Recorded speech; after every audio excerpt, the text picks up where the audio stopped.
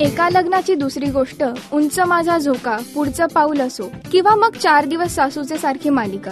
आपल्या कथानकांनी ह्या सगळ्याच मालिकांनी लोकांचं लक्ष वेधलंय. एकीकडे ह्या मालिकांमधून अनेक चढ उतार आले. एका लग्नाची दुसरी गोष्ट मधलं राधा घनाच्या कॉन्ट्रॅक्ट मॅरेजचा प्रश्न असो, किंवा उंच माझा झोका मधलं माधवरावांचा नवमतवाद, किंवा मग रमेच्या अभ्यासाचा प्रकरण. एका लग्नाची दुसरी गोष्ट मधली व्यक्तिरेखा म्हणजे माई आजी. उंच माझा झोका मधली माईची आई म्हणजे आजी, तर पुढचं पाऊल मधली प्रदीप वेलणकरांची आणि 4 दिवस सासूचे ह्या मालिकेतली रोहिणी हतंगडींची भूमिका, ह्या सगळ्या व्यक्तिरेखा मालिकांचं बलस्थान. वय झालं असलं तरी विचारांनी आणि आपल्या वागणुकीने तरुण असलेल्या ह्या व्यक्तिरेखांनी मालिकांची परिभाषा बदलली. उंच माझा झोकामध्ये नीनाजींनी बुरसटलेल्या विचारसरणीला मागे सारत माधवची साथ दिलीय, तर माई आजींनी घना राधाला एकत्र आणण्याचे घाटही घातले.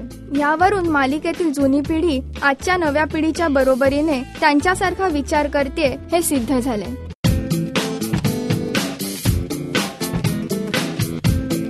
राजश्री.com करिता अदिती बेडेकर.